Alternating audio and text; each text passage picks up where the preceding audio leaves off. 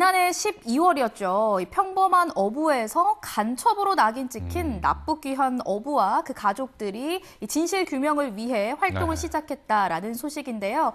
진실 규명을 위해서 목소리를 내고 있는 사람들의 이야기 지금 바로 만나보시죠. 울릉도에서 속초로 귀향 중이던 1971년 8월 30일 밤. 갑자기 소형선박이 나서 총소리가 들리면서 아코야 메라오 그런 식으로 해서 저희가 이제 그때부터 끌려가게 됐죠. 선원 21명이 탄 배는 저항할 겨를도 없이 북으로 끌려갔습니다. 집으로 돌아가기만을 학수고대한 1년. 어렵사리 가족의 품으로 돌아왔지만 돌아온 고향에서 기다리고 있는 건 따뜻한 품이 아니었습니다.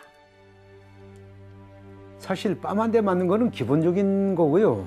그 전기고문도 받고. 전기고문. 예. 구타하고 고문하고 공안 담당 검사는 뭐라고 했냐면은 2번 납북됐다 온 사람은 사형을 구형하라고. 가족 상봉의 기쁨도 잠시.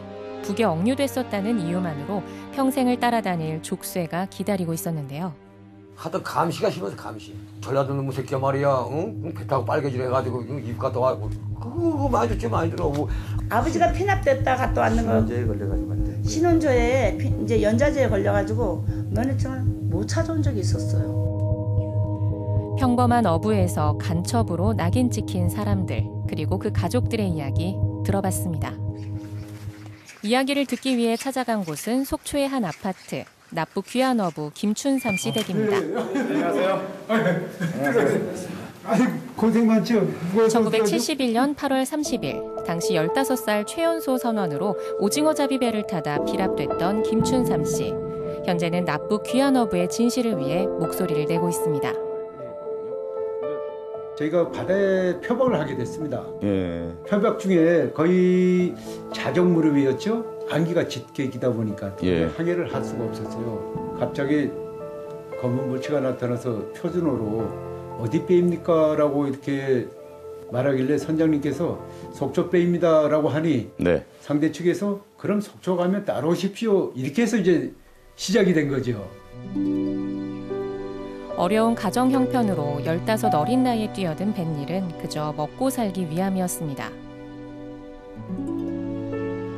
북한이 공공연히 군사 분계선을 넘어온다는 사실을 알고는 있었지만 가족의 생계를 위해 바다로 나갈 수밖에 없었다고 하는데요.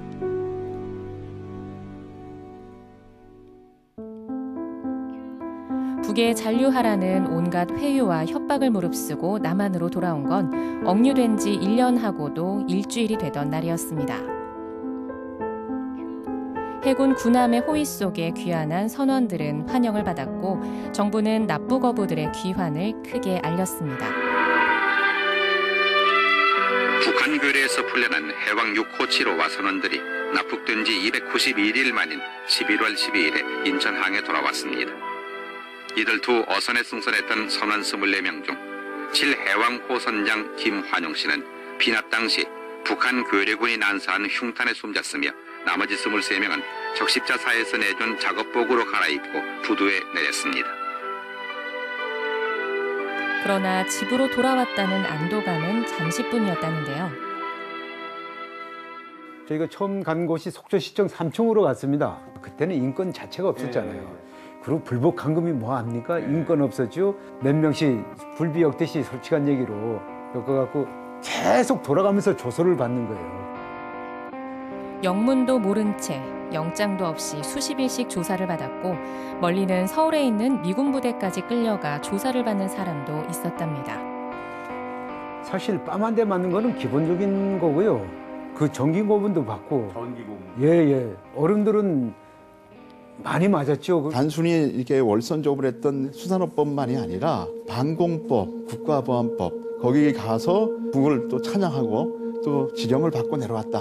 그러니까 이적 행위를 하는 어떤 간첩의 혐의를 두고 처벌을 받은 거죠.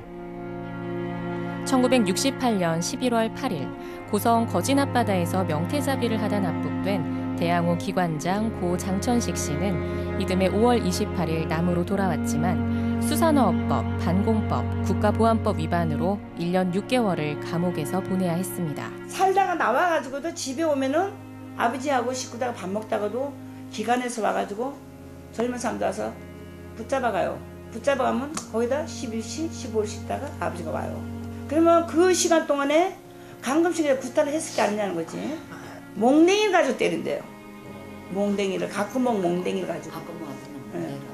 그렇게 두들긴대요. 그리고 기관에 있는 사람들이 지키고 있어, 우리 집을.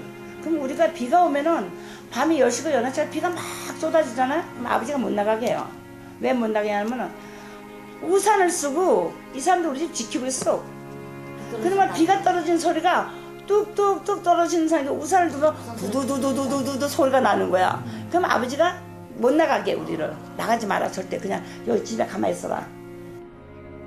김춘삼 씨 역시 1983년 북한 고무 찬양죄로 2년을 복역했습니다. 대전교도소 구교도소가 일제시대 때 지어졌잖아요. 그때 자고 나면 영하 13도 돼요, 아침 기온에. 근데 그때 당시 거기에 이인모 씨. 이인모 선생. 예, 아시죠? 북송된. 예.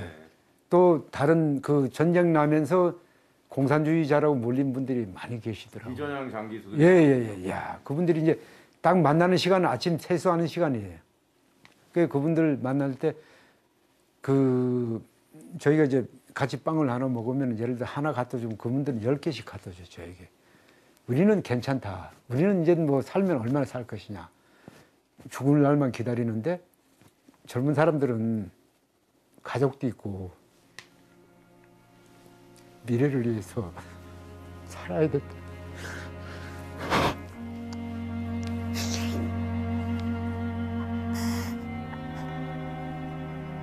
그분들은 아마 이제 다 돌아가셨을 거예요. 그거는 사실은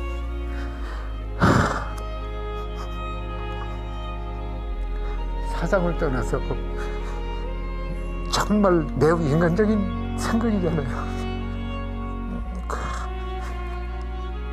그런 분들 생각하면은 권력자들이 정말 지금도 반공 멸공하는데 그런 말을 함부로 해서는 안 돼요. 1987년 치안본부가 작성한 자료에 따르면 해상 납북어부는 서해안 2,121명, 동해안 1,527명, 총 3,648명에 달한다고 합니다. 더욱이 귀환한 1,327명 중 800명이 귀환 이후 처벌을 받았다고 하는데요.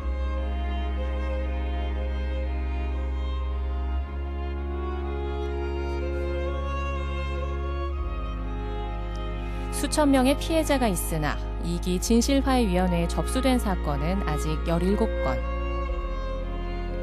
진실규명 신청은 피해자뿐만 아니라 그 유족 혹은 특별한 사실을 목격한 사람도 가능하다고 합니다. 더 많은 피해 생존자와 유족들이 진실을 찾을 수 있도록 진실규명 신청에 대한 홍보와 함께 여러분의 지속적인 관심과 협조가 절실합니다.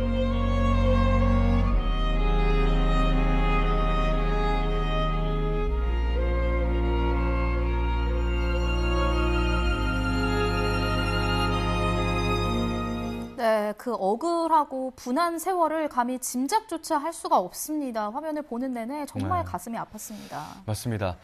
지난 1기 진실화해위원회 실태조사에 따르면요. 납북 귀환 어부 피해자 중 352명 중 158명, 그러니까 절반가량이 강원도 거주자였다고 합니다. 근데 이렇게 최대 피해를 입었음에도 불구하고 사실은 진상규명 그리고 진실규명 신청조차 잘 이루어지지 않았다고 합니다. 네, 진실규명 신청 자체를 잘 몰랐거나 혹은 추후에 피해를 입을까 신청하지 않는 경우가 많았다고 합니다. 하지만 지난 17일이었죠. 전국 최초로 강원도 의회에서 납북귀환 어부 지원 조례안이 마련됐습니다. 앞으로 억울한 사람들의 명예회복이 조속히 진행될 수 있었으면 좋겠다는 기대를 걸어보고요. 제2기 진실화해위원회에서는요. 납북 귀환 어부 및 과거사 그리고 진실규명이 신청을 함께 받는다고 합니다. 이 신청은요. 올해 12월 9일, 그러니까 2022년 12월 네네. 9일까지 받고 있습니다.